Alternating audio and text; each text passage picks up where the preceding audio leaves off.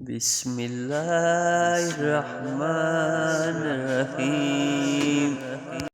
شروع اللہ کے نام سے جو بڑا مہربان نہایت رحم کرنے والا ہے۔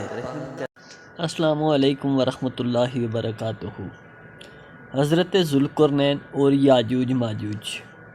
اور اے محمد صلی اللہ علیہ وآلہ وسلم، یہ لوگ تم سے ذوالقرنین کے بارے میں پوچھتے ہیں، ان سے کہو کہ اس کا کچھ حال تم کو سناتا ہوں۔ ہم نے اس سے زمین میں اقتدار عطا کر رکھا تھا اور اس سے ہر قسم کے اسباب و وسائل بخشے تھے۔ اس نے پہلے مغرب کی طرف ایک مہم کا سر و سامان کیا، حتیٰ کہ جب وہ غروب آفتاب کی حد تک پہنچ گیا تو اس نے سورج کو ایک کالے پانی میں ڈوبتے دیکھا اور وہاں اسے ایک کنو ملی۔ ہم نے کہا، اے ذوالقرنین، تجھے یہ قدرت حاصل ہے کہ تو ان کو تکلیف پہنچائے اور یہ بھی کہ ان کے ساتھ نیک رویہ اختیار کرے۔ اس نے کہا، جو ان میں سے ظلم کرے گا ہم اس کو سزا دیں گے، پھر وہ اپنے رب کی طرف لوٹایا جائے گا اور وہ اس سے اور زیادہ سخت عذاب دے گا، اور جو ان میں سے ایمان لائے گا اور نیک عمل کرے گا اس کے لیے اچھی جزا ہے، اور ہم اس کو نرم احکام دیں گے۔ پھر اس نے ایک دوسری مہم کی تیاری کی، یہاں تک کہ طلوع آفتاب کی حد تک جا پہنچا۔ وہاں اس نے دیکھا کہ سورج ایک ایسی قوم پر طلوع ہو رہا ہے جس کے لیے دھوپ سے بچنے کا کوئی سامان نہیں ہے۔ یہ حال تھا ان کا، اور ذوالقرنین کے پاس جو کچھ تھا اس سے ہم جانتے تھے۔ پھر اس نے ایک اور مہم کا سامان کیا، یہاں تک کہ جب دو پہاڑوں کے درمیان پہنچا تو اس سے ان کے پاس ایک قوم ملی جو مشکل ہی سے کوئی بات سمجھتی تھی۔ ان لوگوں نے کہا کہ اے ذوالقرنین، یاجوج اور ماجوج اس سرزمین میں فساد پھیلاتے ہیں، تو کیا ہم تجھے کوئی خرچ اس کام کے لیے دیں کہ تو ان کے اور ہمارے درمیان ایک بند تعمیر کر دے؟ اس نے کہا، جو کچھ میرے رب نے مجھے دے رکھا ہے وہ بہت ہے، تم بس محنت سے میری مدد کرو، میں تمہارے اور ان کے درمیان بند بنا دیتا ہوں۔ مجھے لوہے کی چادریں لا دو۔ آخر جب وحشی اور صحرانشین قبائل آباد تھے، یہ قوم اخلاقی اقتدار سے بے بہرا اور متمدن زندگی سے غیر مانوس تھی۔ طلوع آفتاب کے ساتھ جوں جوں دھوپ پھیلتی، فحاشی قوم میں توانائی آ جاتی تھی، اور آفتاب ڈلنے کے ساتھ وہ کمزور اور لاغر ہو جاتے تھے۔ سورج غروب ہو جانے کے بعد ایسا لگتا تھا کہ ان کے جسم کی جان نکل گئی ہے۔ قرآن کریم میں ارشاد ہے، پھر اس نے ایک دوسری مہم کی تیاری کی، یہاں تک کہ طلوع آفتاب کی حد تک جا پہنچا۔ وہاں اس نے دیکھا کہ سورج ایک ایسی قوم پر طلوع ہو رہا ہے جس کے لیے دھوپ سے بچنے کا کوئی سامان ہم نے نہیں کیا ہے۔ یہ حال تھا ان کا۔ سورہ کہف آیت نمبر 90 یاجوج ماجوج کے بارے میں طرح طرح کی قیاسی کہانیاں مشہور ہیں۔ ایک روایت یہ ہے کہ جہاں زمین کی حد ختم ہوتی ہے وہاں پہاڑوں کی ایک جانب یاجوج ماجوج کی قوم آباد ہے اور دوسری جانب ایک عابد و زاہد قوم آباد ہے۔ اس قوم میں بڑے دانا اور حکیم بھی موجود ہیں۔ یہ پہاڑ اتنے بلند تھے کہ ان کو عبور کرنا مشکل تھا۔ پہاڑیوں کے درمیان کچھ حصہ میدانی تھا۔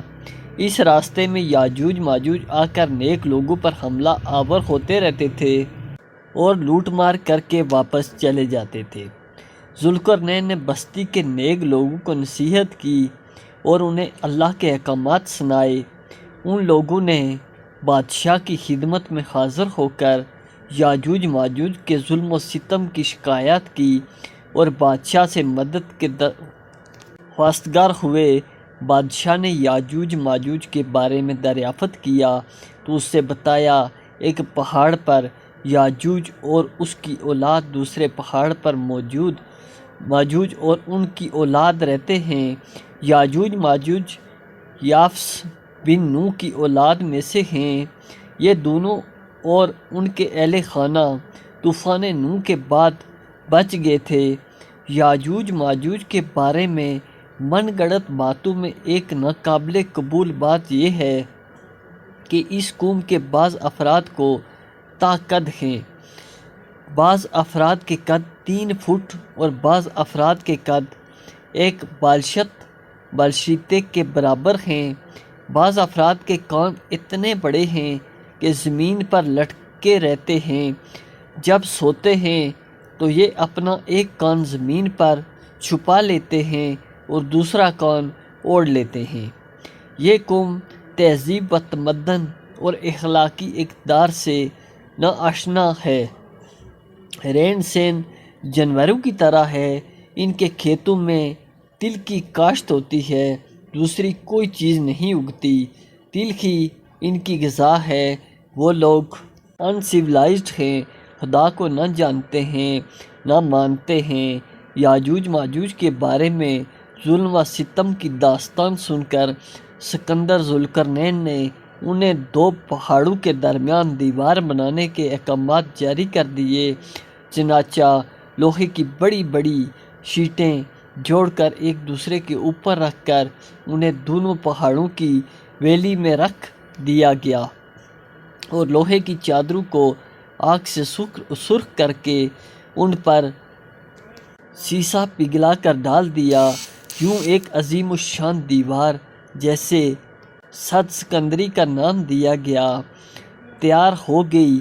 پھر اس نے ایک اور مہم کا سامنا کیا، یہاں تک کہ جب 2 پہاڑوں کے درمیان پہنچا تو اس سے ان کے پاس ایک قوم ملی جو مشکل سے کوئی بات سمجھتی تھی۔